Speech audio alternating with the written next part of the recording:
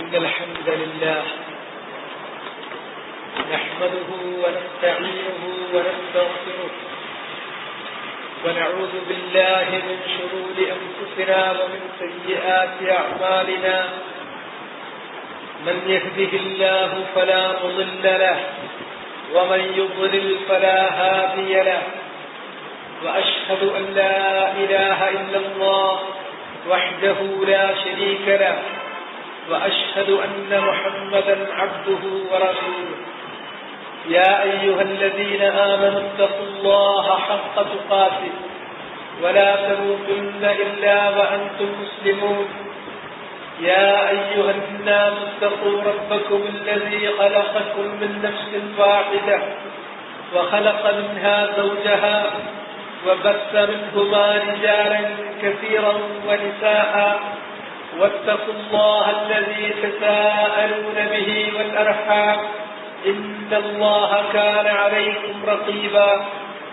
يا أيها الذين آمنوا اتقوا الله وقولوا قولا سديدا يصلح لكم أعمالكم ويغفر لكم ذنوبكم ومن يطع الله ورسوله فقد فاز فوزا عظيما أما بعد فإن أصدق الحديث كتاب الله وخير الهدي هدي محمد صلى الله عليه وسلم وشر الأمور محدثاتها فكل محدثة بدعة وكل بدعة ضلالة وكل ضلالة في النار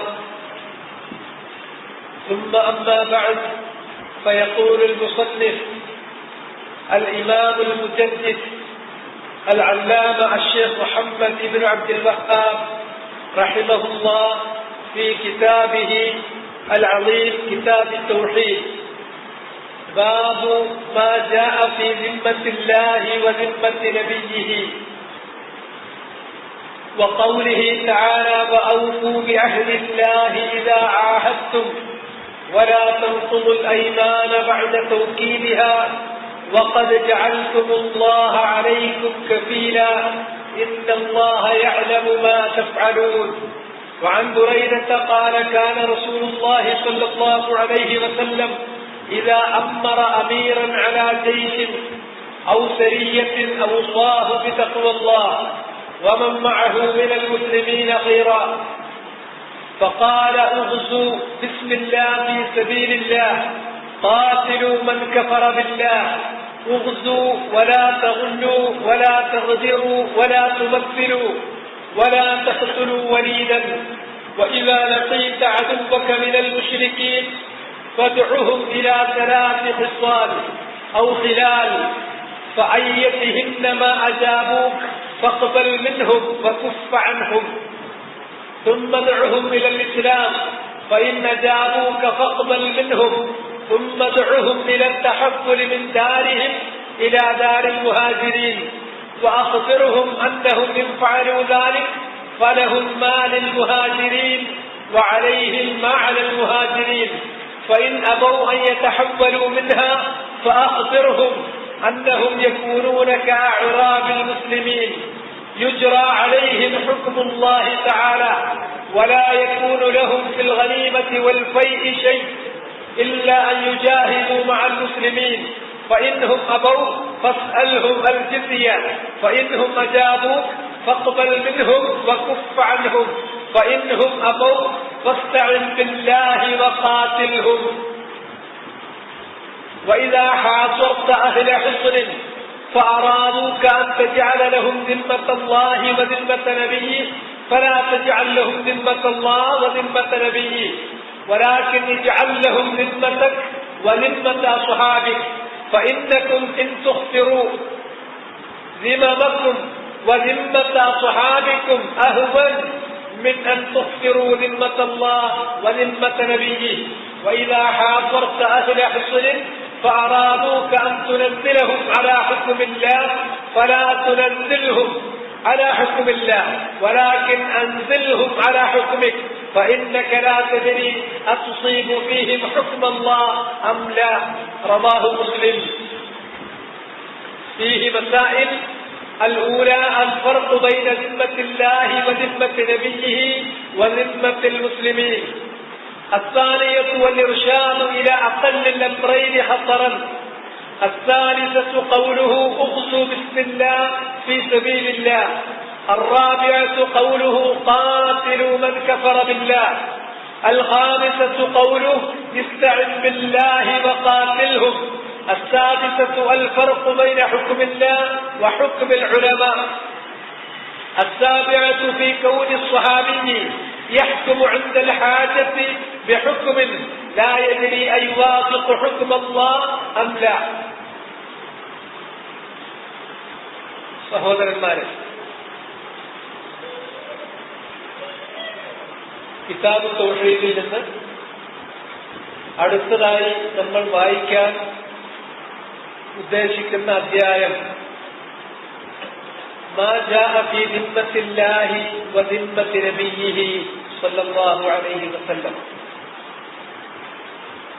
ദിമ്മത്തിനെ സംബന്ധിച്ച് വിശദീകരിക്കപ്പെട്ടിട്ടുള്ള അധ്യായമാണ്. ദിമ്മത്ത് എന്ന് പറഞ്ഞാൽ അഹദ് എന്നാണ് അതിന്റെ അർത്ഥം. ഉടമ്പടി. ഉടമ്പടി നൽകുന്നതിനാണ് ദിമ്മത്ത് നൽകുക എന്ന് പറയുന്നത്. അല്ലാഹു സുബ്ഹാനഹു വ തആലയുടെ ഉടമ്പടി, അതുപോലെ തന്നെ നബി സല്ലല്ലാഹു അലൈഹി വസല്ലമ നൽകുന്ന ഉടമ്പടി, അതുപോലെ തന്നെ ഒരു മുസ്ലിം ഭരണാധികാരി നൽകുന്ന ഉടമ്പടി, അതുപോലെ തന്നെ മുസ്ലിംകൾ പരസ്പരം അങ്ങോട്ടും ഇങ്ങോട്ടും അവർ ഏർപ്പെടുന്ന കരാറുകൾ, ഉടമ്പടികൾ. അതിനു പുറമെ സാധാരണക്കാരായ മുഅ്മിനീങ്ങൾ അല്ലാഹുവിനോട് നൽകുന്ന ഉടമ്പടി, അവർ നബി സല്ലല്ലാഹു അലൈഹി വസല്ലമയോട് നൽകുന്ന ഉടമ്പടി, അവര് മുസ്ലിം ഭരണാധികാരിക്കും അതുപോലെ തന്നെ അവരെപ്പോലുള്ള സാധാരണക്കാരായ മനുഷ്യർക്കും നൽകുന്ന ഉടമ്പടി, എല്ലാ തരത്തിലുള്ള ഉടമ്പടികളും പരിപാവനമാണെന്നും അത് പാലിക്കപ്പെടേണ്ടതാണ് എന്നും നിരവധി ആയത്തുകളിലൂടെ, ഹദീസുകളിലൂടെ അല്ലാഹു സുബ്ഹാനഹു വ തആല നമ്മെ തെളിയിച്ചിട്ടുള്ളതാണ്. യാ അയ്യുഹല്ലദീന ആമനൂ ഔഫൂ ബിൽ ഉഖൂദ്. ആദ്യമായി അല്ലാഹു സുബ്ഹാനഹു വ തആല മുഅ്മിനീങ്ങളെ ഈമാനിന്റെ പേരിൽ വിളിച്ചുണർത്തി അവരോട് ആജ്ഞാപിച്ചിട്ടുള്ള കാര്യം ഔഫൂ ബിൽ ഉഖൂദ്. എല്ലാത്തരം ഉടമ്പടികളും നമ്മൾ അല്ലാഹുവുമായി ഏർപ്പെടുന്ന ഉടമ്പടിയാകാം, നബി സല്ലല്ലാഹു അലൈഹി വസല്ലമയുമായി ഏർപ്പെടുന്ന ഉടമ്പടിയാകാം, അല്ലെങ്കിൽ മുസ്ലിം ഭരണാധികാരിയോട് നൽകുന്ന ഉടമ്പടിയാകാം, അല്ലാത്ത ഭരണാധികാരികൾക്ക് നൽകുന്ന ഉടമ്പടിയാകാം, അതുപോലെ തന്നെ പ്രജകൾക്ക്, സാധാരണക്കാരായ ആളുകൾക്ക് നമ്മൾ ചെയ്യുന്ന ഉടമ്പടിയാകാം. ഏത് തരം ഉടമ്പടിയാണെങ്കിലും അത് പൂർത്തീകരിച്ചിരിക്കണം. അത് പൂർത്തീകരിക്കണമെന്നത് നിർബന്ധമാണ്. അത് പൂർത്തീകരിക്കാനുള്ള കൽപ്പനയാണ് സൂറത്ത് തൗബയിൽ, മാഇദയിൽ അല്ലാഹു സുബ്ഹാനഹു വ തആല മാഇദയുടെ തുടക്കത്തിൽ തന്നെ അല്ലാഹു പറഞ്ഞിട്ടുള്ളത്. അതുപോലെ സൂറത്തുൽ ഇസ്രായിൽ ഈ കാര്യം പ്രത്യേകം ഉണർത്തി. വഔഫൂ ബിൽ അഹ്ദ് ഇന്നൽ അഹ്ദ കാന മസ്കൂരാ. കരാറുകൾ പരിപാവനമാണ്. ആ കരാറുകൾ, ഉടമ്പടികൾ നിങ്ങൾ പൂർത്തീകരിക്കണം. അതിനെക്കുറിച്ച് നിങ്ങൾ ചോദിക്കപ്പെടുക തന്നെ ചെയ്യും. മാത്രമല്ല, ഒരു വിശ്വാസിയെ സംബന്ധിച്ചിടത്തോളം കരാർ പാലിക്കാതിരിക്കുക എന്നത് അവന്റെ വിശ്വാസത്തെ ബാധിക്കുന്ന പ്രശ്നമാണ്. അവൻ മുഅ്മിൻ എന്നതിൽ നിന്ന് മുനാഫിഖ് എന്നുള്ളതിലേക്ക് അവന്റെ സ്ഥാനം മാറിപ്പോകുന്ന വിഷയമാണ്. അതുകൊണ്ടാണ് ആയത്തുൽ മുനാഫിഖ് സലാസുൻ, ഒരു മുനാഫിഖിനെ മുനാഫിഖാണോ അല്ലേ എന്ന് ബാഹ്യമായി മറ്റൊരാൾക്ക് മനസ്സിലാക്കാനുള്ള ലക്ഷണം അത് നബി സല്ലല്ലാഹു അലൈഹി വസല്ലമ പറഞ്ഞു കൊടുത്തപ്പോൾ 3 പ്രകടമായ ലക്ഷണങ്ങൾ റസൂലുള്ളാഹി പഠിപ്പിച്ചു കൊടുത്തു. ഇദാ ഹദ്ദസ കദബ വഇദാ വഅദ അഖ്ലഫ വഇദാ ഇത്മിന ഖാൻ. ആദ്യമായി പറഞ്ഞു, അവൻ സംസാരിച്ചാൽ കളവ് പറയും. ഒരു മുഅ്മിൻ അവൻ കളവ് പറയാത്തവനാണ്. കാരണം കളവ് എന്ന് പറയുന്നത് വളരെയേറെ സൂക്ഷിക്കപ്പെടേണ്ടതാണ് എന്നും ഖൗലുസ്സൂർ വശഹാദത്തുസ്സൂർ, കളവ് പറയുന്നതും കള്ളസാക്ഷ്യം വഹിക്കുന്നതും അല്ലാഹു സുബ്ഹാനഹു വ തആല വളരെ ഗുരുതരമായി തന്നെയാണ് കണ്ടിട്ടുള്ളത്. അത് ശിർക്കിനെ സംബന്ധിച്ച് ഉണർത്തിയതിന്റെ കൂടെ തന്നെയാണ് ആ തെറ്റിലേക്ക് നിങ്ങൾ പോകരുതെന്ന് അല്ലാഹു ഉണർത്തിയിട്ടുള്ളത്. ഒരു മനുഷ്യൻ കളവ് പറഞ്ഞുകൊണ്ടിരിക്കും. അങ്ങനെ അവൻ കൂടുതൽ കൂടുതൽ കളവ് പറഞ്ഞു കഴിഞ്ഞാൽ അയാൾ അല്ലാഹുവിങ്കൽ രേഖപ്പെടുത്തപ്പെടും കള്ളനാണ് എന്ന്. ആ സ്ഥിതി ഒരു മനുഷ്യന് വന്നു ചേരും. അതുകൊണ്ട് തന്നെ കളവ് പറയാൻ, കള്ളത്തരങ്ങൾ കാണിക്കാൻ, കള്ളസാക്ഷ്യം വഹിക്കാൻ ഒരു മനുഷ്യന് പാടില്ല. തൊട്ടുടനെ മുനാഫിഖിന്റെ ലക്ഷണം ഒന്നാമത്തേത് ഈ കളവ് പറയലാണെങ്കിൽ, രണ്ടാമത്തേത് അവൻ വാഗ്ദത്തം ചെയ്താൽ, കരാറ് നൽകിയാൽ, ഉടമ്പടിയിൽ അകപ്പെട്ട് കഴിഞ്ഞാൽ അഹ്ലഫ് അത് ലംഘിക്കുമെന്നുള്ളതാണ്. അങ്ങനെ ഉടമ്പടി ലംഘിക്കാൻ പാടില്ല ഒരു മുഅ്മിൻ ആരോട് നടത്തിയ ഉടമ്പടിയാണെങ്കിൽ. എന്നാൽ പൂർവീക വേദങ്ങൾ നൽകപ്പെട്ട ആളുകൾ, പ്രത്യേകിച്ച് ജൂതരായ ആളുകൾ, അവര് ഉമ്മികളായിട്ടുള്ള നിരക്ഷരരായിട്ടുള്ള ഒരു വേദത്തിന്റെ അവകാശികളാണ് എന്ന് പറയാത്ത അറബികളോട്, ജാഹിലിയ്യ കാലഘട്ടത്തിൽ ജീവിച്ചിരുന്ന ഉമ്മികളായ അറബികളോട്, വേദത്തിന്റെ അവകാശികളല്ലാത്ത അറബികളോട് കരാറിൽ ഏർപ്പെട്ട് കഴിഞ്ഞാൽ ആ കരാറുകൾ അവർ ലംഘിക്കുമായിരുന്നു. ആ കരാറിൽ അവരൊരു പവിത്രതയും കൽപ്പിക്കുമായിരുന്നില്ല. അത് പാലിക്കേണ്ടതില്ല എന്നതായിരുന്നു അവരുടെ ന്യായം, അതായിരുന്നു അവരുടെ വാദഗതി. അവര് പറഞ്ഞിരുന്നു ലൈസ അലൈനാ ഫിൽ ഉമ്മീന സബീൽ. അവര് ഉമ്മികളാണ്, അവര് നിരക്ഷരരായ ഒരു കക്ഷിയാണ്. അതുകൊണ്ട് തന്നെ അവരോടുള്ള കരാർ പൂർത്തീകരിക്കേണ്ടുന്ന ബാധ്യത നമുക്കില്ല. അവരോടുള്ള കരാർ ലംഘിച്ചു കഴിഞ്ഞാൽ അതിന്റെ പേർ നമുക്കെതിരെ അള്ളാഹുവിങ്കിൽ നിന്നുള്ള ശിക്ഷാ നടപടികൾ ഉണ്ടാവില്ല എന്നൊക്കെയായിരുന്നു ജൂതന്മാരായ ആളുകൾ പ്രചരിപ്പിച്ചിരുന്നതും അവർ കൈക്കൊണ്ടിരുന്നതുമായിരുന്ന അവരുടെ ധാരണ. എന്നാൽ ഇസ്ലാം ശറഅ പൂർത്തീകരിക്കുകയും മുൻകാലത്തെ അമ്പിയാക്കന്മാർ ദഅവത്ത് നടത്തിയിട്ടുള്ള ഇസ്ലാമിനെ പൂർത്തീകരിച്ചുകൊണ്ട് അത് ശരിയാക്കിക്കൊണ്ടുവന്നപ്പോൾ ആ വാദഗതി തീർത്തും തെറ്റാണെന്നും, ആരോട് കരാറ് നൽകിയാൽ അതിൽ വിശ്വാസിയെന്നോ അവിശ്വാസിയെന്നോ യാതൊരു വ്യത്യാസവുമില്ല. അതിൽ അഹ്ലു കിതാബ് അല്ലാത്തവർ എന്ന് വ്യത്യാസമില്ല. അതിൽ മുസ്ലിമെന്നോ അല്ലെങ്കിൽ കാഫിറെന്നോ വിശ്വാസമില്ല. നിങ്ങൾ കരാറുകൾ നൽകിയാൽ ആ കരാറുകൾ പവിത്രമാണ്. ആ കരാറുകൾ, ഉടമ്പടികൾ നിങ്ങൾ പാലിച്ചേ പറ്റൂ. ഈ കാര്യമാണ് പറഞ്ഞിട്ടുള്ളത്. അതിൽ തന്നെ കരാറുകൾ തൗക്കീദ് ചെയ്താൽ, അള്ളാഹുവിനെ മുൻനിർത്തിക്കൊണ്ട് കരാറ് പറഞ്ഞു കഴിഞ്ഞാൽ അത് കുറെ കൂടി ഗൗരവകരമായി തീരും. സത്യം ചെയ്യുന്നത്, ശപഥം ചെയ്യുന്നത്, കരാറ് ചെയ്യുന്നത് ഇങ്ങനെ തന്നെയാണ്. ഒരു കരാറ് അള്ളാഹുവിന്റെ പേരിൽ നമ്മൾ ഊട്ടിയുറപ്പിച്ചു കഴിയുമ്പോൾ അത് ശപഥമായി തീരുന്നു, അതൊരു സത്യമായി തീരുന്നു. അതാണ് കരാറുകൾ ഊട്ടിയുറപ്പിക്കുക എന്നതുകൊണ്ട് ഉദ്ദേശിക്കുന്നത്. ഞാൻ നിനക്ക് വാക്ക് നൽകുന്നു, നിന്നോട് ഞാൻ ഒരു കരാറിൽ ഏർപ്പെടുന്നു, ഒരു ഉടമ്പടി നമ്മൾ ഉണ്ടാക്കുന്നു. ആ ഉടമ്പടി ഞാൻ ലംഘിക്കില്ല എന്നതിന് ഞാൻ ഏറ്റവും അധികം തഅ്ളീമ് ചെയ്യുന്ന, ഏറ്റവും അധികം ഞാൻ ബഹുമാനിക്കുകയും സ്നേഹിക്കുകയും ആരാധിക്കുകയും ചെയ്യുന്ന അല്ലാഹു, ആ അല്ലാഹുവിനെ മുൻനിർത്തി അവന്റെ പേരിൽ ഞാൻ ഇതാ കരാറ് നൽകുന്നു എങ്കിൽ പിന്നീട് അത് ഒരിക്കലും ലംഘിക്കാൻ പാടില്ലാത്തതാണ്. അത് ലംഘിച്ചാൽ അള്ളാഹുവിനെ അയാൾ അനാദരിക്കുകയാണ് ചെയ്തിട്ടുള്ളത്. അള്ളാഹുവിനെ അനാദരിക്കുന്നത് തൗഹീദിന്റെ കമാലിന്റെ തന്നെ, തൗഹീദിന്റെ പൂർണ്ണതയ്ക്ക് തന്നെ ഭംഗം വരുത്തുന്ന കാര്യമായി പോകും.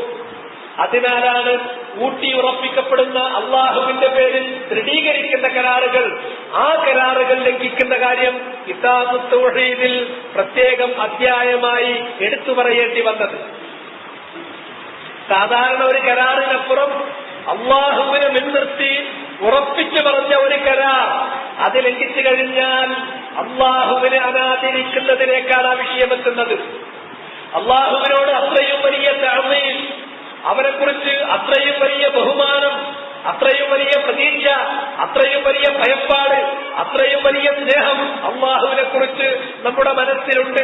അതിനപ്പുറം അള്ളാഹുവിനോടുള്ളതിൽ കവിഞ്ഞ ഒരു സ്നേഹമോ ബഹുമാനമോ ഭയപ്പാടോ പ്രതീക്ഷയോ മറ്റാരെക്കുറിച്ചും നമുക്കില്ല, ഉണ്ടാകാൻ പാടുമില്ല. ആ അള്ളാഹുവിനെ മുൻനിർത്തിയിട്ടൊരു കാര്യം ഉറപ്പിച്ചാൽ പിന്നെ അത് നിങ്ങൾ ലംഘിക്കുന്നുവെങ്കിൽ അള്ളാഹുവിന് നിങ്ങൾ വില കൽപ്പിക്കുന്നില്ല എന്നാണ് അർത്ഥം. അള്ളാഹുവിന് കൽപ്പിക്കേണ്ടതായ ഗാംഭീര്യം നിങ്ങളുടെ മനസ്സിൽ നിന്ന് ചോർന്നുപോയിരിക്കുന്നു എന്നാണ് അർത്ഥം. അത് തഅ്ളീമിനുണ്ടാകുന്ന കുറവാണ്. അള്ളാഹുവിനോട് കാണിക്കേണ്ട തഅ്ളീം അതിൽ സംഭവിക്കുന്ന കുറവാണ്. അത് തൗഹീദിന് തന്നെ ഭംഗം വരുത്തുകയും തൗഹീദിന് തന്നെ തകരാറേൽപ്പിക്കുകയും ചെയ്യുന്നു. അതുകൊണ്ടാണത് ശൈഖുൽ ഇസ്ലാം മുഹമ്മദ് ഇബ്നു അബ്ദുൽ വഹാബ് കിതാബ് തൗഹീദിൽ ഒരു അധ്യായമായി എടുത്തു ചേർത്തിട്ടുള്ളത്. അതിനാൽ ദിമ്മത്തുല്ലാഹ്, അള്ളാഹുവിന്റെ ദിമ്മത്ത്, അള്ളാഹു സുബ്ഹാനഹു വ തആല നമുക്ക് ഇങ്ങോട്ടൊരു ദിമ്മത്ത് തന്നിട്ടുണ്ട്. അള്ളാഹുവിന് നമ്മൾ അങ്ങോട്ടൊരു ദിമ്മത്ത് കൊടുത്തിട്ടുണ്ട്. ആ ദിമ്മത്തുകളെല്ലാം ഉറപ്പിക്കപ്പെട്ട കരാറുകളാണ്. അള്ളാഹു സുബ്ഹാനഹു വ തആല നമുക്ക് തന്ന ദിമ്മത്ത് എന്താണ്? അല്ലാ യുഅദ്ദിബ മൻ ലാ യുശ്രികു ബിഹി ശൈഅ. അള്ളാഹുവിൽ ആരെയും പങ്കു ചേർക്കാതെ ജീവിച്ചു പോകുന്ന മുവഹ്ഹിദായ ഒരു മനുഷ്യൻ, അവനെ അള്ളാഹു ശിക്ഷിക്കില്ല. തൗഹീദിന്റെ കാര്യത്തിൽ അവന്റെ അടുക്കൽ വീഴ്ചകളില്ല എങ്കിൽ മറ്റു കാര്യങ്ങളിൽ സംഭവിച്ചേക്കാവുന്ന പാളിച്ചകൾ അള്ളാഹു സുബ്ഹാനഹു വ തആല അവന് പുറത്തു കൊടുത്തേക്കാം. അവനെ ശിക്ഷിക്കാതെ അള്ളാഹു രക്ഷിച്ചേക്കാം. അതല്ല ശിക്ഷിക്കില്ല എന്നൊരു ഉറപ്പ് നമുക്ക് നൽകിയിട്ടുണ്ട്. അതേ സന്ദർഭത്തിൽ അള്ളാഹുവിന് നമ്മൾ അങ്ങോട്ട് കൊടുത്തിട്ടുള്ള ദിമ്മത്ത് എന്താണ്? ആ ദിമ്മത്ത് ഹഖ്ഖുല്ലാഹി അലൽ ഇബാദി അൻ യഅ്ബുദൂഹു വലാ യുശ്രികൂ ബിഹി ശൈഅ. അള്ളാഹുവിനെ മാത്രമേ നമ്മൾ ആരാധിക്കൂ. മറ്റേതെങ്കിലും തരത്തിലുള്ള വ്യാജ ദൈവങ്ങളെയും ദേവതകളെയും വസ്തുക്കളെയും വസ്തുതകളെയും ശക്തികളെയും ഒന്നും നാം ആരാധിക്കില്ല. അതാണ് അള്ളാഹ്ക്ക് നമ്മൾ കൊടുത്തിട്ടുള്ള കരാറ്. യാതൊന്നിനെയും അള്ളാഹുവിൽ നമ്മൾ പങ്കുചേർക്കില്ല. അവന് മാത്രം ഇബാദത്ത് ചെയ്ത് ജീവിക്കാം. ഇത് നമ്മൾ അള്ളാഹുവിന് കൊടുത്തിട്ടുള്ളത്. ഇത് ലംഘിക്കാൻ പാടില്ലാത്തതാണ്. അതുപോലെ തന്നെ നബി സല്ലല്ലാഹു അലൈഹി വസല്ലമക്ക് നമ്മൾ കൊടുത്തിട്ടുള്ള ദിമ്മത്ത്, നബി സല്ലല്ലാഹു അലൈഹി വസല്ലമ അറിയിച്ചു തന്നിട്ടുള്ള എല്ലാ വൃത്താന്തങ്ങളും സത്യപ്പെടുത്തിക്കൊള്ളാം. നബി സല്ലല്ലാഹു അലൈഹി വസല്ലമ നമുക്ക് നൽകിയിട്ടുള്ള കൽപ്പനകൾ മുഴുവനും അനുസരിച്ചുകൊള്ളാം. നബി സല്ലല്ലാഹു അലൈഹി വസല്ലമ നമ്മോട് പറഞ്ഞിട്ടുള്ള വിലക്കുകളെല്ലാം പാലിച്ചുകൊള്ളാം, മാനിച്ചുകൊള്ളാം. നബി സല്ലല്ലാഹു അലൈഹി വസല്ലമ എങ്ങനെയാണ് അല്ലാഹുവിന്റെ ഇബാദത്ത് ചെയ്യേണ്ടത് എന്ന് പഠിപ്പിച്ചു തന്നാൽ ആ വിധത്തിൽ മാത്രമേ അല്ലാഹുവിന്റെ ഇബാദത്ത് ചെയ്യൂ. റസൂലുള്ളാഹി പറഞ്ഞു തരാത്ത രൂപത്തിൽ ഒരു പുതിയ അനാചാരം ഉണ്ടാക്കിക്കൊണ്ട് അല്ലാഹുവിന്റെ നമ്മൾ ഇബാദത്ത് ചെയ്യുകയുമില്ല. അത് റസൂലുള്ളാഹിക്ക് കൊടുത്തിട്ടുള്ള ഉറപ്പാണ്. അതുപോലെ തന്നെ ഒരു മുഅ്മിനായ മനുഷ്യൻ നബി സല്ലല്ലാഹു അലൈഹി വസല്ലമയെ ആയിരിക്കും സൃഷ്ടികളിൽ ഏറ്റവും അധികം സ്നേഹിക്കുക. ഏറ്റവും അധികം സ്നേഹിക്കുന്നത് അള്ളാഹുവിന്, അറ്റമില്ലാത്ത സ്നേഹം. അത് കഴിഞ്ഞ് സൃഷ്ടികളുടെ കൂട്ടത്തിൽ ഏറ്റവും അധികം സ്നേഹിക്കുന്നത് റസൂലുള്ളാഹിയെ ആയിരിക്കും. റസൂലുള്ളാഹി വിലക്കിയിട്ടുള്ള വിലക്കുകൾ പാലിക്കാം, കൽപ്പനകൾ പാലിക്കാം, കൽപ്പനകൾ അനുസരിക്കാം. അവിടുന്ന് കാണിച്ചു തന്ന രൂപത്തിൽ മാത്രം അല്ലാഹുവിന്റെ ഇബാദത്ത് ചെയ്യാം. അല്ലാതെ നബി സല്ലല്ലാഹു അലൈഹി വസല്ലമ കാണിച്ചു തരാത്ത രൂപത്തിൽ അല്ലാഹുവിന്റെ ഇബാദത്ത് ചെയ്ത് ദീൻ നശിപ്പിക്കുകയും അനാചാരങ്ങൾ കൊണ്ടുവരികയും ചെയ്യില്ല. അതുപോലെ റസൂലുള്ളാഹി അറിയിച്ചു തന്നിട്ടുള്ള വൃത്താന്തങ്ങൾ സത്യപ്പെടുത്താം. ഇതാണ് റസൂലുള്ളാഹിക്കുള്ള ഇത്തിബാ. ഈ ഇത്തിബാ ആണ് റസൂലുള്ളാഹിക്ക് നമ്മൾ കൊടുത്തിരിക്കുന്ന കരാറ്. എന്താ റസൂലുള്ളാഹി നമുക്ക് തന്നിട്ടുള്ള ദിമ്മത്ത് എന്താണ്? അത് ഇമാം മുസ്ലിം ഉദ്ധരിച്ചിട്ടുള്ള ഹദീസിൽ വളരെ വ്യക്തമായി തന്നെ റസൂലുള്ളാഹി അറിയിച്ചു. എന്താണത്? എനിക്ക് മുമ്പ് ഞാനാകട്ടെ അല്ലെങ്കിൽ തനിക്ക് മുമ്പ് കഴിഞ്ഞു പോയിട്ടുള്ള മാനവരാശിയിൽ ഇതപര്യന്തം കഴിഞ്ഞു പോയിട്ടുള്ള അമ്പിയാക്കളാകട്ടെ, അവരുടെ കടമയാണ്, അവര് നൽകിയിട്ടുള്ള വാക്കാണ്, ഉടമ്പടിയാണ്. അൻയദുല്ല ഉമ്മതഹു അലാ ഖൈരി മാ യഅലമുഹു ലഹു വഅൻ യുൻദിറഹു ശർറ മാ യഅലമുഹു ലഹു. ഈ ഉമ്മത്തിന്റെ ഖൈറായ കാര്യം ഏതാണോ ആ കാര്യം മുഴുവനും ഉമ്മത്തിനെ അറിയിക്കാം, ഒന്നും മറച്ചു വെക്കില്ല.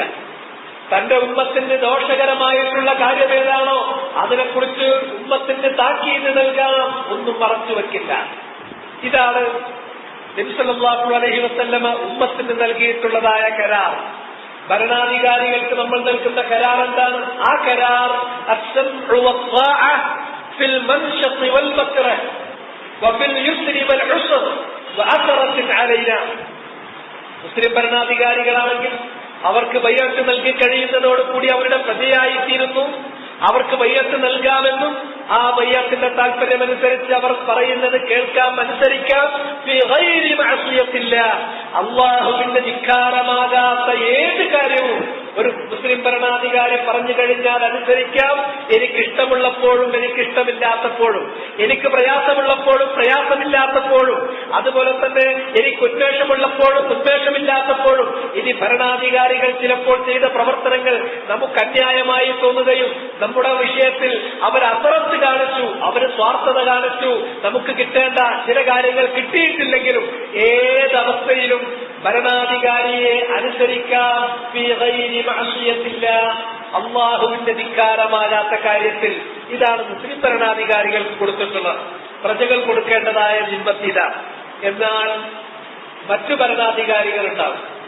ആ ഭരണാധികാരികളോട് എന്താണോ നമ്മൾ ഉടമ്പടിയിൽ ഏർപ്പെട്ടിട്ടുള്ള ഉടമ്പടി, ആ ഉടമ്പടി അത് പൂർത്തീകരിക്കുക തന്നെ വേണം. അത് പൂർത്തീകരിക്കുക തന്നെ വേണം. അതാണ് പറയുന്നത്, യാ അയ്യുഹല്ലദീന ആമനൂ ഔഫൂ ബിൽ ഉഖൂദ്.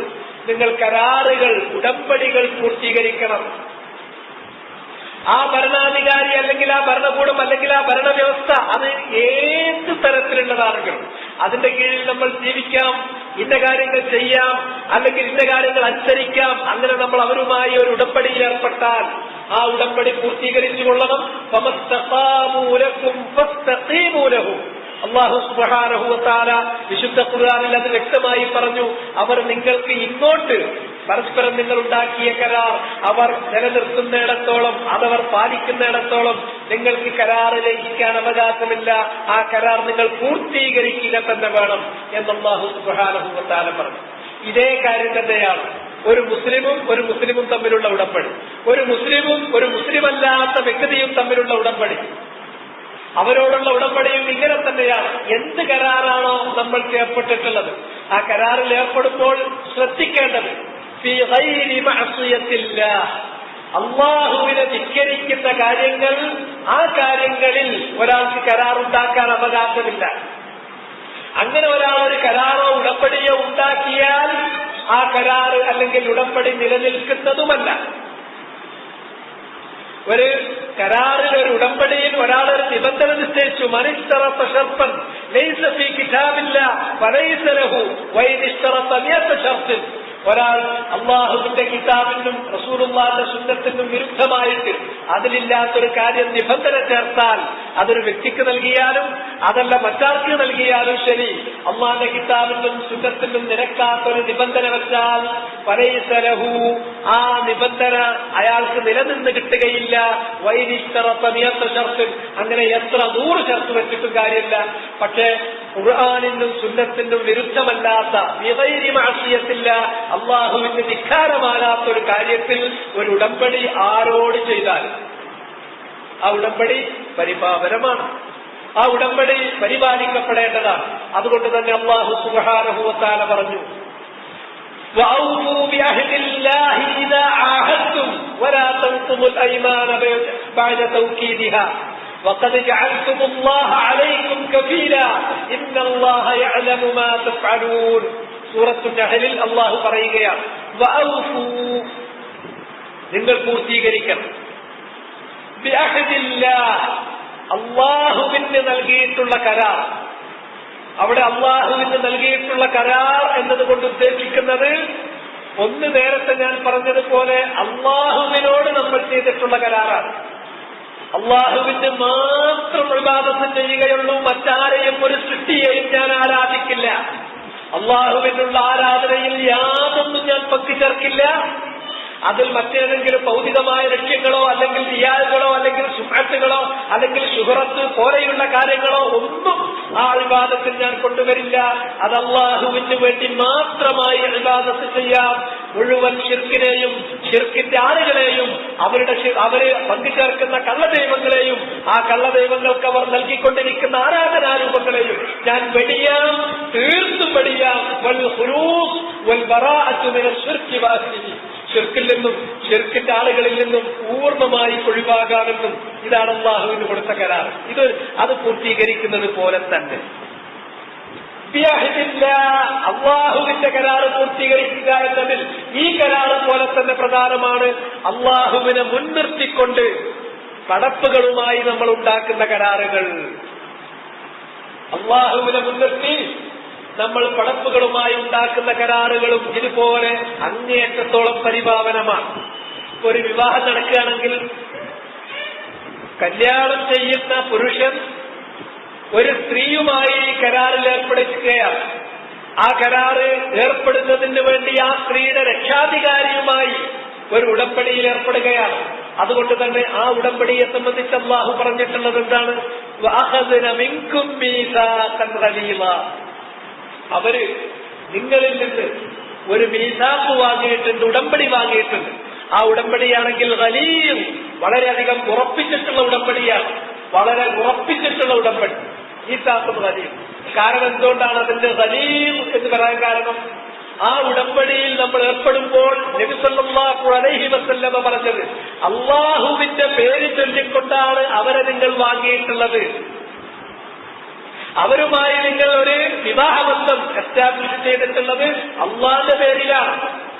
അള്ളാന്റെ പേരിലാണ് അവരെ നിങ്ങൾക്ക് ലൈംഗികമായ ആവശ്യങ്ങൾക്ക് ഉപയോഗിക്കൽ അനുവാദം നിങ്ങൾ നേടിയെടുത്തിട്ടുള്ളത്. അതുകൊണ്ട് തന്നെ ആ കരാർ പരിപാവനമാണ്, അത് പരിശുദ്ധമാണ്. അള്ളാന്റെ പേര് ചൊല്ലുണ്ടാക്കിയ കരാറുമുണ്ട്. അതുകൊണ്ട് ആ കരാർ നിങ്ങൾ സൂക്ഷിക്കണം. അതുകൊണ്ട് തന്നെ ഏതു തരം കരാറാണെങ്കിലും മനുഷ്യനും തമ്മിൽ, മനുഷ്യൻ ഭരണാധികാരികളോട്, മനുഷ്യൻ മുസ്ലിമായ ഭരണാധികാരിയോട്, നബി സല്ലല്ലാഹു അലൈഹി വസല്ലമയോട്, അള്ളാഹുവിനോട്, ഇങ്ങനെയുള്ള എല്ലാ കരാറുകളും അത് പരിപാവനമാണെന്ന് നിങ്ങൾ സൂക്ഷിക്കണം. പരസ്പരം നിങ്ങൾ കരാറുകൾ ഉണ്ടാക്കി കഴിഞ്ഞാൽ ഏതൊരു കരാറും അതിന് അങ്ങോട്ടുള്ളത് പോലെ ഇങ്ങോട്ടും ഉണ്ടായിരിക്കും. നമ്മള് കരാർ ചെയ്യാന്ന് പറഞ്ഞ ഒരാൾ കരാർ ചെയ്യുക, ഒരാൾ ഒറ്റയ്ക്ക് കരാർ ചെയ്യൂല. അയാൾ ഒരാളോട് കരാർ ചെയ്യുന്നു, അതേ ടേം അയാൾ ഇങ്ങോട്ടും മറ്റേ ഇങ്ങോട്ടും പറയുന്നു. അതാണ് കരാർ. അതുകൊണ്ടാണ് ആഹത്തും എന്നുള്ള അതിന്റെ ആ സീത തന്നെ മാറ്റിയത് ബാലമസിലേക്ക് മാറ്റിയത്. നിങ്ങൾ പരസ്പരം കരാറിൽ ഏർപ്പെട്ട് കഴിഞ്ഞാൽ ആ കരാർ അള്ളാനെ മുൻനിർത്തിയിട്ടാണ് നിങ്ങൾ ഉറപ്പിക്കുന്നത്. അള്ളാന്റെ പേര് ചൊല്ലിയാണ് നിങ്ങൾ ആ കരാർ ചെയ്യുന്നത്. അതുകൊണ്ട് തന്നെ അത് പവിത്രമാണ്, അത് നിങ്ങൾ പാലിക്കണം. തുടർന്നുകൊണ്ട് അല്ലാഹു പറയുന്നു, വലാ തൻഖുദൂ, നിങ്ങൾ ലംഘിക്കാനിട വരരുത്. നഖ്ദ് ചെയ്യാന്ന് പറഞ്ഞിട്ടുണ്ടെങ്കിൽ നമ്മൾ ഉറപ്പിച്ച ഒരു കാര്യത്തെ നമ്മൾ പിന്നീട് അത് കെട്ടഴിക്കുന്നത്, അതിനെ ലംഘിക്കുന്നതിനാണ് നഖ്ദ് എന്ന് പറയാം. കരാറുകൾ ഇബ്റാം ചെയ്തു, ഉറപ്പിച്ചു, ദൃഢീകരിച്ചു, ഉറപ്പിച്ചു. അങ്ങനെ ഉറപ്പിച്ചു കഴിഞ്ഞാൽ പിന്നീട് നിങ്ങൾ അത് ലംഘിക്കരുത്. ഇവിടെ യമീനിലേക്ക് പോയി. ആദ്യം പറഞ്ഞത് അഹദ് എന്നാണ്. ആ അഹദ് അള്ളാഹനെ മുൻനിർത്തി നമ്മൾ ഉറപ്പിക്കുന്നതോടുകൂടി അത് യമീനായി തീർന്നു. അള്ളാന്റെ പേര് ചൊല്ലിക്കൊണ്ട് നിങ്ങൾ ഉറപ്പിച്ചു കഴിഞ്ഞാൽ, ആ കരാറിന് അള്ളാഹനെ നിങ്ങൾ കഫീലാക്കി കഴിഞ്ഞാൽ, അള്ളാഹനെ നിങ്ങൾ അതിന്റെ ജാമ്യക്കാരനാക്കി വെച്ചാൽ, അള്ളാന്റെ പേരിൽ നിങ്ങൾ ആ കരാർ ചെയ്ത് കഴിഞ്ഞാൽ അത് യമീൻ, അത് ശപഥമായി. ആ ശപഥം ലംഘിക്കാനിട വരരുത്. ആ ശപഥം നിങ്ങൾ ലംഘിക്കാനിട വന്നാൽ അള്ളാഹുവിനോട് നിങ്ങൾ പുലർത്തേണ്ട തഅ്ദീം, അള്ളാഹിനോട് നിങ്ങൾ കാണിക്കേണ്ട തഅ്ദീമിൽ കുറവ് വരികയാണ്. അള്ളാഹിനോടുള്ള തഅ്ദീം അവന്റെ തൗഹീദ്, അള്ളാഹിനോട് നമ്മൾ പുലർത്തേണ്ട തൗഹീദിന്റെ ഭാഗമാണ്. അതിനാൽ അത് നിങ്ങളുടെ വിശ്വാസത്തെ തന്നെ ബാധിക്കാനിട വരും. വഖദ് ജഅൽതുമുല്ലാഹ അലൈക്കും കഫീല. തൗക്കീദ് എന്നുള്ള വാക്ക് തൗക്കീദ് ചിലപ്പോ ഹബ്ജോട് കൂടി വരും, ചിലപ്പോ വാമോട് കൂടി വരും. വാമോട് കൂടി വരുന്നതാണ് അഫ്സഹ്. അറബി ഭാഷയിൽ ഏറ്റവും ഗുണമായിട്ടുള്ള പ്രയോഗം അതാണ്. തൗക്കീദിഹ, ആ യമീനുകൾ ഉറപ്പിച്ചതിന് ശേഷം പിന്നെ നിങ്ങൾ അത് ലംഘിക്കാനിട വരരുത്. വഖദ് ജഅൽതുമുല്ലാഹ അലൈക്കും കഫീല, അള്ളാഹുവിനെ നിങ്ങൾ നിശ്ചയിച്ചിട്ടുണ്ട്. അലൈക്കും, നിങ്ങളുടെ മേൽ, കഫീല, നിങ്ങളുടെ കാര്യങ്ങളെല്ലാം ഏറ്റെടുക്കുന്നവനായി, ജാമ്യക്കാരനായി അള്ളാഹുവിനെ നിങ്ങൾ നിശ്ചയിച്ചിട്ടുണ്ട്. എന്നിരിക്കെ പിന്നെ നിങ്ങൾ ആ കരാറുകൾ, നിങ്ങൾ ദൃഢീകരിച്ചിട്ടുള്ള ആ ശപഥങ്ങൾ അത് നിങ്ങൾ ലംഘിച്ചാൽ അള്ളാഹുവിനോടുള്ള തഅ്ദീമിലാണ് കുറവ് വരുന്നത്. അത് വലിയ ദോഷം ചെയ്യും. ഇന്നല്ലാഹ യഅലമു മാ തഫഅലൂൻ, നിശ്ചയമായും അല്ലാഹു സുബ്ഹാനഹു വ തആല യഅലമു മാ തഫഅലൂൻ, നിങ്ങൾ ചെയ്യുന്ന പ്രവർത്തനങ്ങൾ സൂക്ഷ്മമായി അറിയുന്നവനാണ്. കഴിഞ്ഞ അധ്യായം നമ്മൾ വായിച്ചത് നിങ്ങളുടെ ഓർമ്മയിലുണ്ടായിരിക്കും. കഴിഞ്ഞ അധ്യായത്തിൽ പറഞ്ഞത് ഹനീഫ്, സത്യം ചെയ്യുന്നതിനെ കുറിച്ചാണ്. ആ സത്യം ചെയ്ത് പറഞ്ഞു അത് സാധാരണഗതിയിലുള്ള ഒരു സത്യമാണ്. അതിൽ കൂടിയൊരു സംഗതിയാണ് യഥാർത്ഥത്തിൽ ഇവിടെ അഹദുകളെ കൊണ്ട് ഉദ്ദേശിക്കുന്നത്, ഹിമ്മത്തുകളെ കൊണ്ട് ഉദ്ദേശിക്കുന്നത്. സത്യം ചെയ്യാന്ന് പറഞ്ഞാൽ ഒരു കരാറുണ്ടാക്കിയിട്ട് അതിന്മേൽ സത്യം ഉറപ്പിക്കേണ്ടതില്ല. ഞാൻ ഇന്ന ദിവസം ഇന്ന സ്ഥലത്ത് പോകുന്ന ചെയ്യും വല്ലാഹി, അല്ലെങ്കിൽ അങ്ങനെ പറയുന്ന കാര്യങ്ങളൊക്കെ സത്യമാണ്. ഈ സത്യം എന്ന് പറയുന്നത് അതിലപ്പുറമാണ് അഹദ് എന്ന് പറയുന്നത്.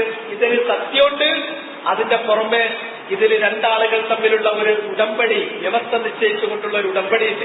ആ വ്യവസ്ഥ നിശ്ചയിക്കുന്ന ഒരു ഉടമ്പടിയും ആ ഉടമ്പടി അത് അള്ളാഹുവിനെ മുൻനിർത്തിക്കൊണ്ട് അതിനെ ബലപ്പെടുത്തുകയും ചെയ്താൽ അതാണ് യഥാർത്ഥത്തിൽ ഐമാനുകൾ, അതാണ് ദിമ്മത്തുകൾ, അതാണ് ഹുദൂദുകൾ, അതാണ് മവാസിയത്തുകൾ.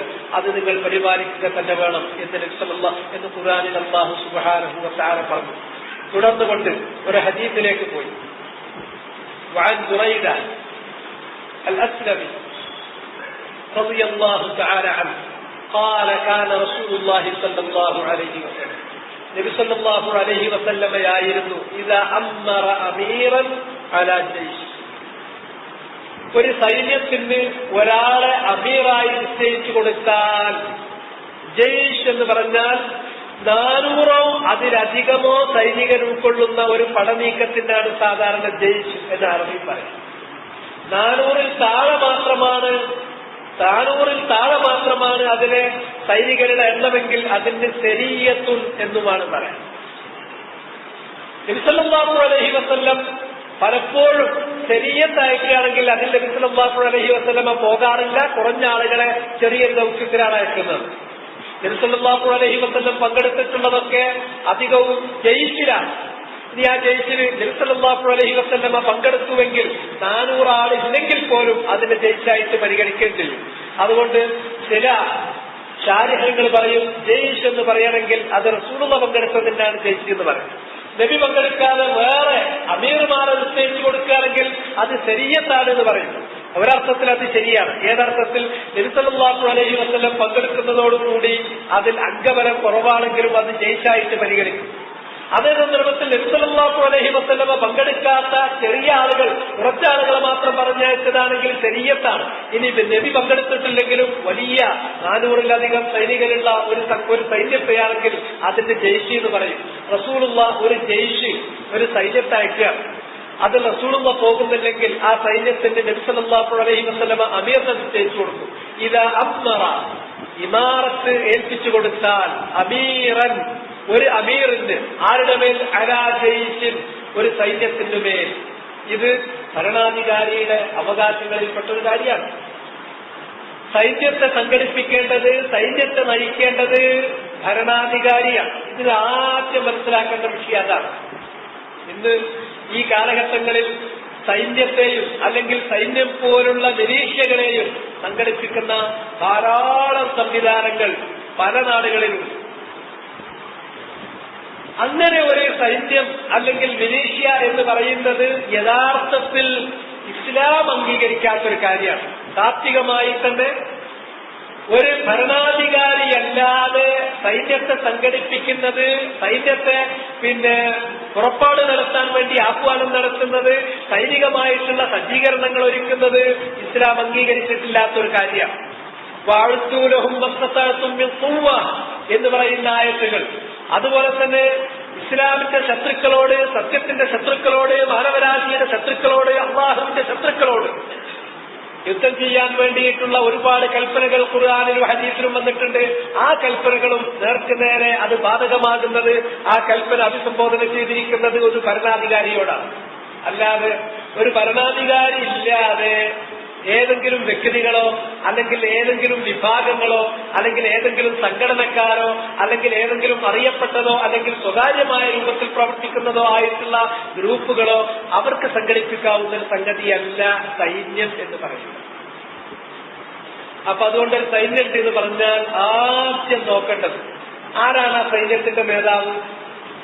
ഒരു ഭരണാധികാരിയാണ്. ഒരു പ്രദേശത്തിനുമേൽ അധികാരമുള്ള, അതിർത്തികൾ സംരക്ഷിക്കാൻ കഴിയുന്ന, നാട്ടിൽ കുറ്റം നടത്തുമ്പോൾ ആ കുറ്റവാളികളെ പിടികൂടിയിട്ട് ശിക്ഷിക്കാൻ അവകാശമുള്ള, അതുപോലെ തന്നെ അവരുടെ മേൽ നികുതി ചുമത്താൻ സകാത്ത് പിരിക്കാനൊക്കെ അവകാശമുള്ള ഇങ്ങനെ പൂർണ്ണമായ ശാസനാധികാരം അതോറിറ്റിയുള്ള ഒരു ഭരണാധികാരി അയാളാണോ അവിടെ കൊടി പിടിച്ചിട്ടുള്ളത് എന്നാണ് നോക്കേണ്ടത്. അയാളല്ലെങ്കിൽ അയാൾക്ക് മറ്റൊരാളെ ചുമതലപ്പെടുത്തി കൊടുക്കാം. എല്ലാ സൈന്യത്തിന്റെയും കൂടെ ഭരണാധികാരിക്ക് പോകാൻ കഴിഞ്ഞോളുന്നില്ല. ഭരണാധികാരിക്ക് അപ്പോൾ ഒരു സൈനിക നേതാവിനെ ചുമതലപ്പെടുത്തി കൊടുക്കാം. ഇങ്ങനെ ഭരണാധികാരി ചുമതലപ്പെടുത്തിയിട്ടുള്ള ഒരു സൈനിക നേതാവ് അയാൾ ഉയർത്തിയ കൊടിയാണെങ്കിൽ ആ കൊടിക്ക് കീഴിൽ ആ സൈന്യത്തിൽ അയാളുടെ പ്രജകളിൽപ്പെട്ട ആളുകൾക്ക് സുഖമായി ചേരാം, ഒരു കുഴപ്പമില്ല. അതാണ് ഇസ്ലാം അനുവദിക്കുന്നുള്ളൂ. അല്ല, ആരാണ് ഇവിടെ കൊടി പിടിച്ചത്, ആരുടേതാണ് ഈ കൊടി അറിയില്ല, ഒരു ഭരണാധികാരിയുടേതല്ല, ഒരു ഭരണാധികാരി ചുമതലപ്പെടുത്തിയിട്ടുള്ള ഒരു സൈനിക നേതാവിന്റേതല്ല എങ്കിൽ അത് അവ്യക്തമായ കൊടിയാണ്. നബി സല്ലല്ലാഹു അലൈഹി വസല്ലമ പറഞ്ഞു, മൻ ഖാതല തഹ്ത റായത്തിൻ ഉമ്മിയ ഫഖുതില ഫഖിറത്തുൽ ജാഹിലിയ്യ. ഒരാൾ അന്ധമായ ഒരു കൊടിക്ക് കീഴിൽ അണിനിരന്നിട്ട് യുദ്ധം നടത്തി, ആ യുദ്ധത്തിൽ വെച്ച് അയാൾ കൊല്ലപ്പെട്ടു എങ്കിൽ രക്തസാക്ഷി എന്നല്ല പറയാ, ഫഖിറത്തുൽ ജാഹിലിയ്യ, അയാൾ ജാഹിലി മരണമാണ് അയാൾ ഏറ്റുവാങ്ങേണ്ടി വന്നിരിക്കുന്നത്.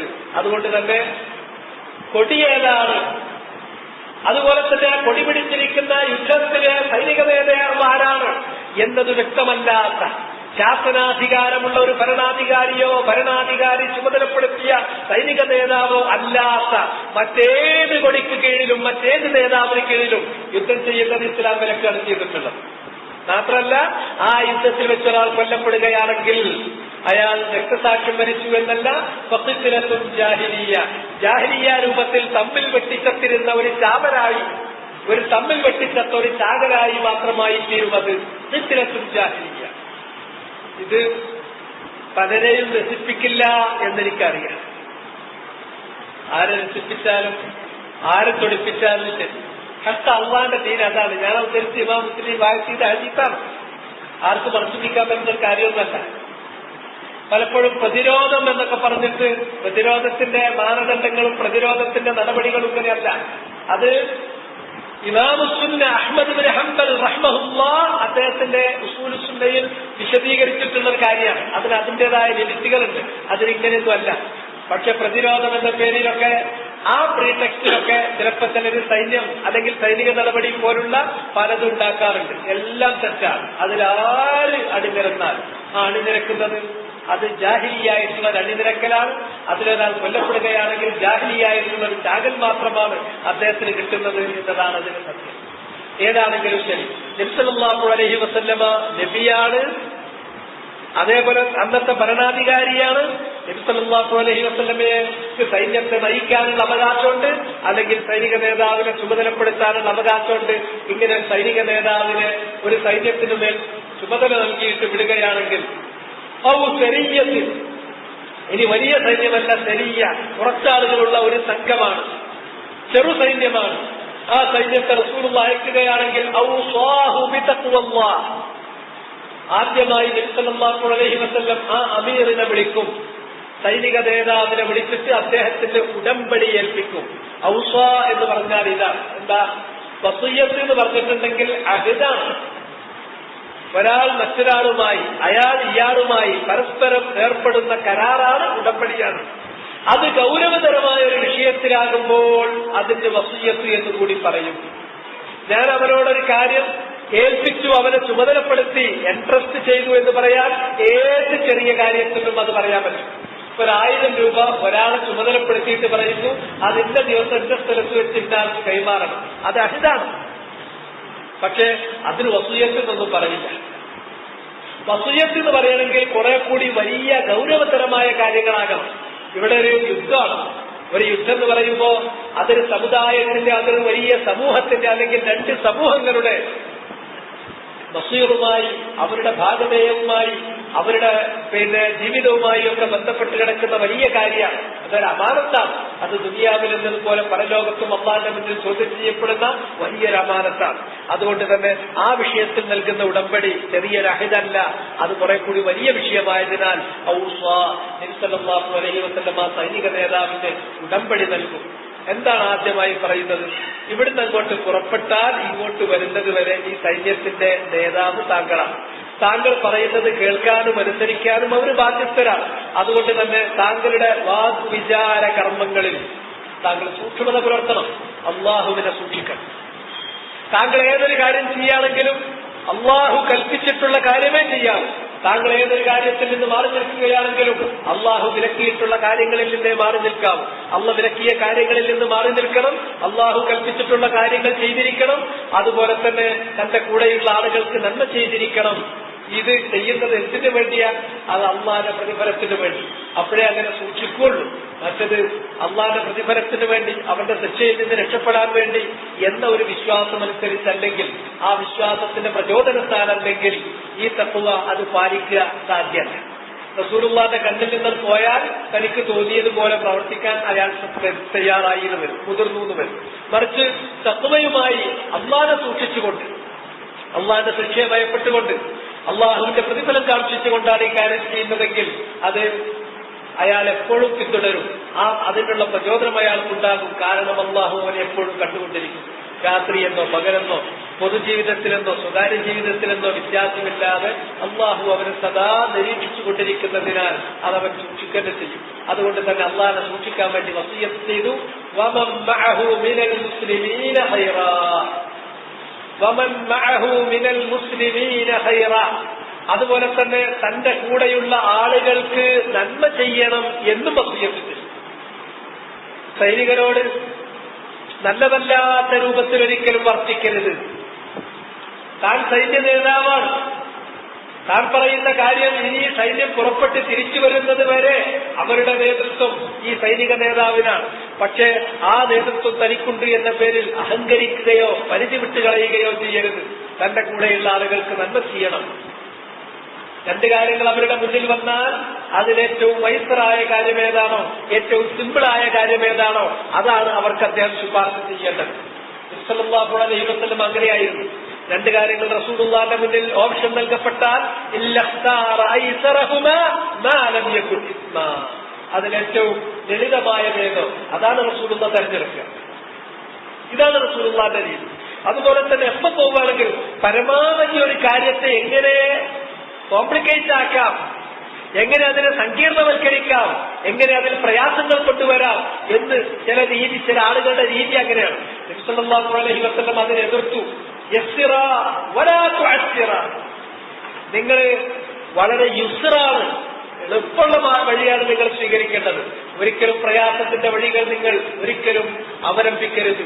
ബശ്ശിറ വലാ തുനഫിറ, സന്തോഷത്തിന്റെ വാക്കുകളാണ് നിങ്ങൾ പറയേണ്ടത്. ഒരിക്കലും നിങ്ങൾ വെറുപ്പിക്കുന്ന സ്വഭാവങ്ങൾ, നിങ്ങൾ വെറുപ്പിച്ചകറ്റുന്ന വാക്കുകളും പ്രവർത്തനങ്ങളും നിങ്ങളിൽ നിന്നുണ്ടാകാൻ പാടില്ലാത്തതാണ്. അതുകൊണ്ട് തന്റെ കൂടെയുള്ള മുസ്ലിമീങ്ങൾക്ക് നന്മ ചെയ്യണമെന്നും ഈ സൈനിക നേതാവിന്റെ റസൂലുള്ളാഹി വസിയ്യത്ത് ചെയ്യും. ഫഖാൽ, അങ്ങനെ നബി സല്ലല്ലാഹു അലൈഹി വസല്ലം ഒരു സൈന്യത്തെ അയച്ചപ്പോൾ ആ സൈനിക നേതാവിന് നൽകിയിട്ടുള്ള കൽപ്പന, വസിയ്യത്തിന്റെ വാക്കുകൾ ഇങ്ങനെയായിരുന്നു. ബിസ്മില്ലാഹി ഫീ സബീലില്ലാഹ്, നിങ്ങൾ യുദ്ധം നടത്തുക. യുദ്ധത്തിന് വേണ്ടിയാണ് നിങ്ങളെ പറഞ്ഞയക്കുന്നത്. യുദ്ധം നടത്തുന്നത് ബിസ്മില്ലാ, അള്ളാഹുവിന്റെ നാമത്തിലാണ്. അള്ളാഹുവിന്റെ നാമത്തിൽ എന്ന് പറഞ്ഞാൽ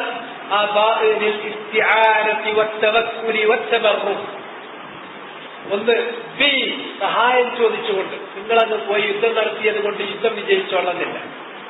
ഒരു യുദ്ധം വിജയിക്കാൻ ആവശ്യമായിട്ടുള്ള ശക്തിയും ആത്മനവും ആയുധവും സാമഗ്രികളും ഒക്കെ നമുക്ക് ഒരുക്കാം.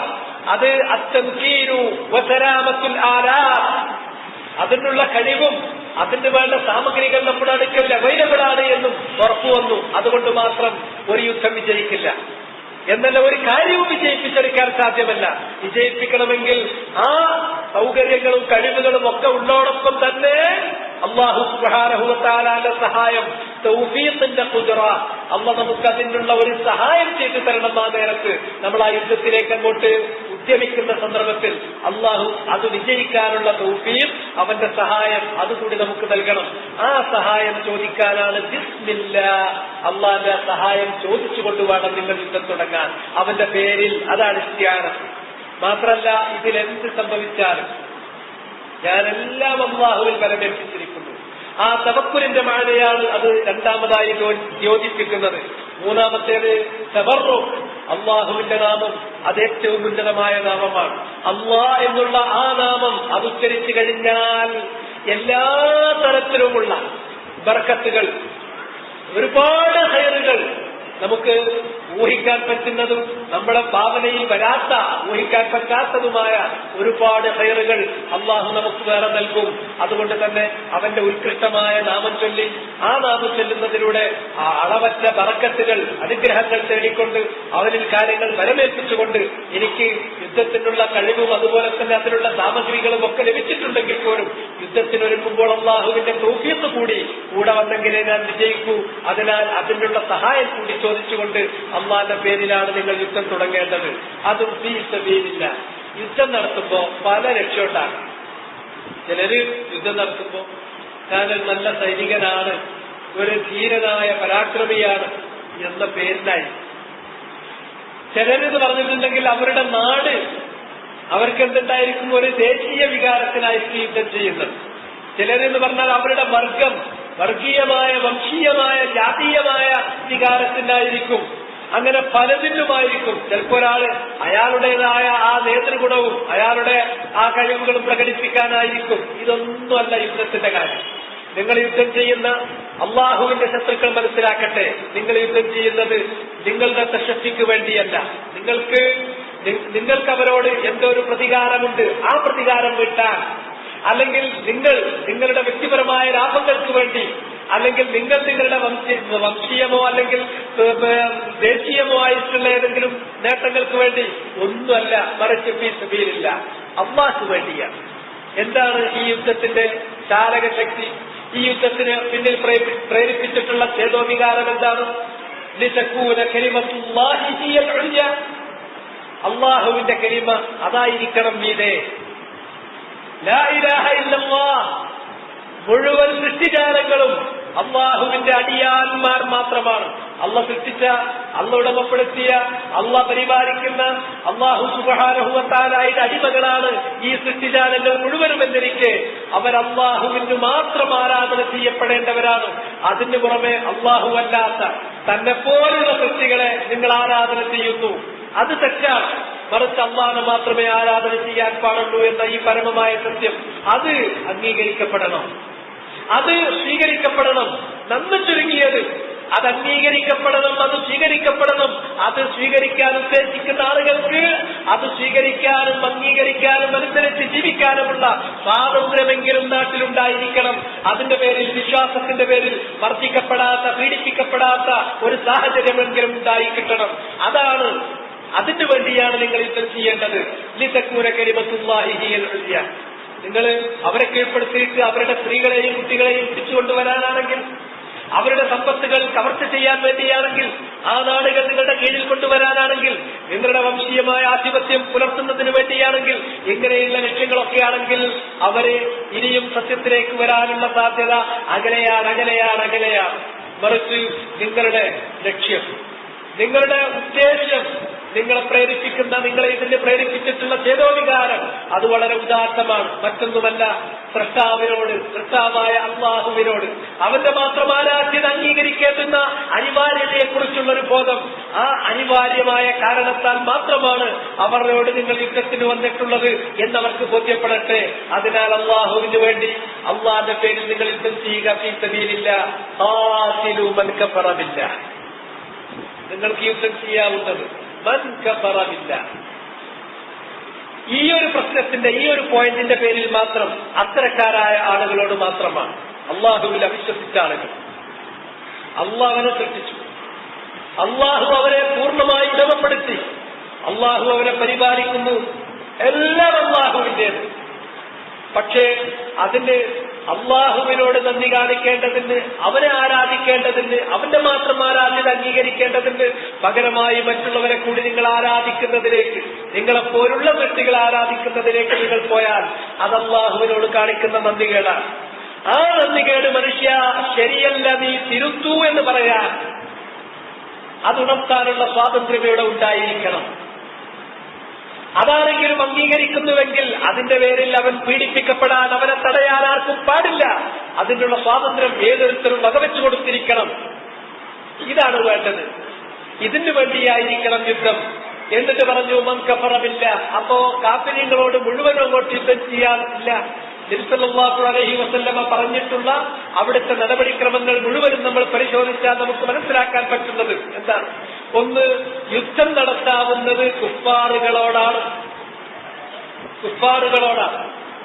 യുദ്ധം അനുവദിക്കപ്പെടുന്ന വേറെയും 2-3 ഘട്ടമുണ്ട്. പക്ഷേ മുഖ്യമായി, പ്രഥമമായി, പ്രമുഖമായി ഇസ്ലാം യുദ്ധം അനുവദിച്ചിരിക്കുന്നത് കുഫാറുകളോടാണ്. ഈ പ്രശ്നത്തിന്റെ പേരിലാണ്. അവരോട് തന്നെ അത് എപ്പോഴാണ് യുദ്ധം ചെയ്യുന്നത്? അവർ കാഫറാണ്, നേരെ പോയിട്ട് അവരോട് യുദ്ധം ചെയ്യാന്നുള്ളതല്ല. അവരെ സത്യത്തിലേക്ക് ക്ഷണിക്കണം, സ്വീകരിക്കാൻ, സത്യം മനസ്സിലാക്കി കൊടുത്ത് അത് സ്വീകരിക്കാനുള്ള അവകാശം നൽകണം. സ്വീകരിച്ചുവെങ്കിൽ പിന്നെ ഒരു പ്രയാസമല്ല അവരുമായി. അവരന്ന് മുതൽ നിങ്ങൾ നെഞ്ചേറ്റിയിട്ട് അവരാലിംഗനം ചെയ്തിട്ട് ഫയഹുവാനുസി, നിങ്ങൾ അള്ളാഹുവിന്റെ അടിയാറുകളായ സഹോദരന്മാരാണ്, ദീനിൽ നിങ്ങൾ സഹോദരന്മാരായി തീരാണ് ചെയ്യുന്നത്. ഇനി അത് സ്വീകരിക്കാൻ തയ്യാറാകുന്നില്ല, ഉടനെ തന്നെ ഇല്ല, മനുഷ്യരക്തത്തിന് അതിൽ കവിഞ്ഞവരെയുണ്ട്. അവിടെയും യുദ്ധം ചെയ്യുന്നതിന് അടുത്ത സ്റ്റെപ്പ് യുദ്ധം അവസാനത്തെ പരിഹാരം മാത്രമാണ്. അങ്ങനെയാണെങ്കിൽ പിന്നീട് അവരെന്താകണം? അവർ ഇസ്ലാം സ്വീകരിക്കുന്നില്ല. പക്ഷേ ഇസ്ലാം സ്വീകരിച്ച് ജീവിക്കുന്ന ആളുകൾക്ക് ഒരു തടസ്സവും ചെയ്യാതെ അള്ളാഹു മാത്രമാണ് റബ്ബ്, അള്ളാഹു മാത്രമാണ് ഇലാഹ്, ലാ ഇലാഹ ഇല്ലല്ലാഹ് എന്ന കലിമയാണ് ഏറ്റവും ഉന്നതം എന്ന് അംഗീകരിക്കുന്നതിന് തടസ്സം ചെയ്യാതെ നിങ്ങളുമായിട്ട് രമ്യതയിൽ വർത്തിക്കാൻ അവർ തയ്യാറുണ്ടോ? എങ്കിലും അവരോട് യുദ്ധം ചെയ്യാൻ പാടില്ല. മതത്തിന്റെ പേരിൽ, ലാ ഇലാഹ ഇല്ലല്ലാഹയുടെ പേരിൽ, അള്ളാഹനെ മാത്രം ആരാധിച്ചു എന്നതിന്റെ പേരിൽ ഒരു മുസ്ലിമിനെ യാതൊരു തരത്തിലും പീഡിപ്പിക്കാതെ, പ്രയാസപ്പെടുത്താതെ രമ്യതയിൽ വർത്തിക്കാമെന്നും നിങ്ങളുമായി ഉടമ്പടിയിൽ കഴിയാമെന്നും അവർക്ക് അഭിപ്രായമുണ്ടെങ്കിൽ ഒരു കുഴപ്പമില്ല. അവിടെ രക്തം ചിന്താൻ പാടില്ലാത്തതാണ്.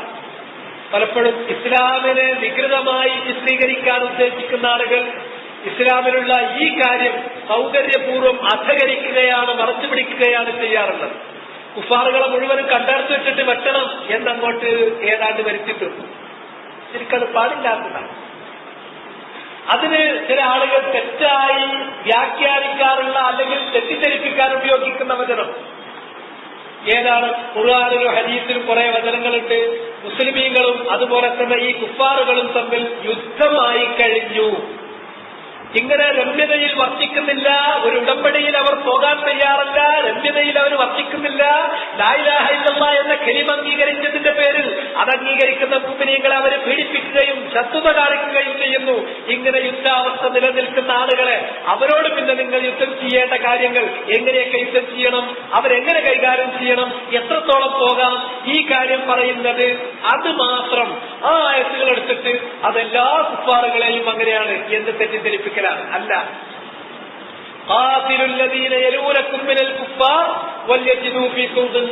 എന്ന് ഖുർആനിൽ പറയുന്നത് എപ്പോഴാണ്? രമ്യതയിൽ പോകാതെ ശത്രുതയിൽ നിലനിൽക്കുകയും ഇങ്ങോട്ട് യുദ്ധത്തിന് വരികയും ചെയ്ത കുഫാറുകൾ, അവരെ നിങ്ങൾ യുദ്ധം നടത്തണം. അവരിൽ നിന്ന് നിങ്ങളോട് ഏറ്റവും അടുത്ത ആളുകൾ ആദ്യം നിങ്ങൾ കൈകാര്യം ചെയ്യണം. അടുത്തുള്ള ശത്രുവിനെ വിട്ടിട്ട് ദൂരല്ല ശത്രുവിന്റെ അടുക്കലേക്ക് പോകുന്നത് അത് യുദ്ധപരമായ ഒരു തന്ത്രമല്ല. ഇക്കാര്യമാണ് അവിടെ പറഞ്ഞത്. ഇങ്ങനെ പറഞ്ഞിട്ടുള്ള ഇത്തരം ആയത്തുകളെ, ഹദീസുകളെ തെറ്റിദ്ധരിപ്പിച്ചിട്ട് എല്ലാ കാഫറിനെയും യുദ്ധം ചെയ്യണമെന്നാണ് ഇസ്ലാം അനുശാസിക്കുന്നത് എന്ന് സൗകര്യപൂർവ്വം ചില ആളുകൾ തെറ്റിദ്ധരിപ്പിക്കാറുണ്ട്. അത് തെറ്റിദ്ധരിപ്പിക്കാതെ ഉപകരിക്കും, അത് ശരിയല്ല. മറിച്ച് ഇതിന്റെ ഈ ഹദീസും ഇതിന്റെ ബാക്കിയും നിങ്ങൾ പൂർണ്ണമായി കേൾക്കുമ്പോൾ ഈ കാര്യം നിങ്ങൾക്ക് ബോധ്യപ്പെടും. ഖാതിലൂ മൻ കഫറ ബില്ലാഹ്, കുഫാറുകളോടാണ് നിങ്ങൾ യുദ്ധം ചെയ്യേണ്ടത് അള്ളാഹുവിൽ അവിശ്വസിച്ചാൽ. എന്ന് വെച്ചാൽ അതിന്റെ അർത്ഥം ഇതാണ്: ഹമിയത്തിന്റെ പേരിൽ, ജാഹിലിയ്യത്തിന്റെ പേരിൽ, ഖൗമിയ്യത്തിന്റെ പേരിൽ, വതനിയ്യത്തിന്റെ പേരിൽ, അങ്ങനെയുള്ള നിങ്ങളുടെ വ്യക്തിപരമായ താല്പര്യങ്ങൾക്ക് വേണ്ടി നിങ്ങളുടെ ഈഗോ, അല്ലെങ്കിൽ നിങ്ങളുടെ വംശീയാധിപത്യം, നിങ്ങളുടെ വർഗീയാധിപത്യം, അതല്ല എങ്കിൽ മറ്റേതെങ്കിലും തരത്തിലുള്ള നിങ്ങളുടെ ഭൗതികമായ നേട്ടങ്ങൾക്ക് വേണ്ടിയുള്ള മോഹം, ഇതിന്റെ ഒന്നിന്റെയും പേരിലല്ല യുദ്ധം. യുദ്ധം നടക്കുന്നത് സിംഗിൾ പോയിന്റിലാണ്. അള്ളാഹുവിനെ അവിശ്വസിച്ചു, അവനോട് നന്ദികേട് കാണിച്ചു, നിങ്ങളുടെ സൃഷ്ടാവായ അള്ളാഹുവിലേക്ക് തിരിച്ചു വരണം. വരില്ലെങ്കിൽ, വരാൻ ആളുകളെ അനുവദിക്കില്ലെങ്കിൽ, അല്ലെങ്കിൽ അതിലേക്ക് വരുന്ന ആളുകൾ നിങ്ങൾ പീഡിപ്പിക്കാതെ, അവരെ നിങ്ങൾ പ്രയാസപ്പെടുത്താതെ രമ്യതയിൽ പോകാൻ നിങ്ങൾ ഒരുക്കമല്ലെങ്കിൽ, അങ്ങനെയുള്ള കുഫാറുകളോടാണ് യുദ്ധം നടത്തേണ്ടത്. മൻ കഫറമില്ല എന്ന് പറഞ്ഞാൽ യുദ്ധത്തിന്റെ അടിസ്ഥാന ഹേതു, അടിസ്ഥാന കാരണം കുഫ്റാണ്.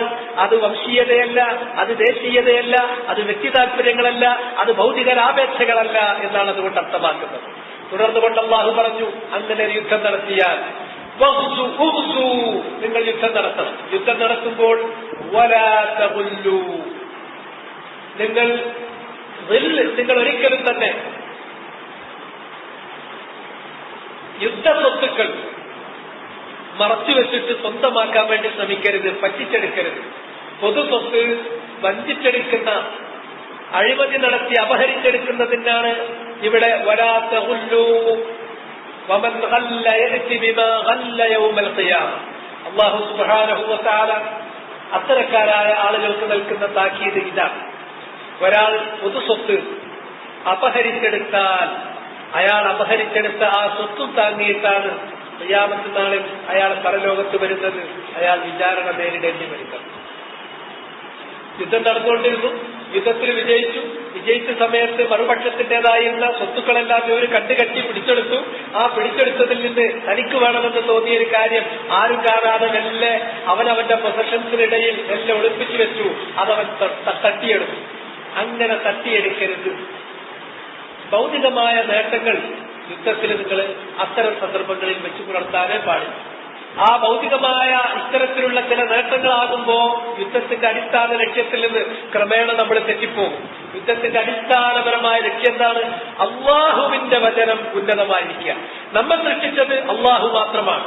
അതിൽ പങ്കുകാരില്ല, സഹായികളില്ല, ശുപാർശകരില്ല. നമ്മെ ഉടമപ്പെടുത്തുന്നത് അവൻ മാത്രമാണ്.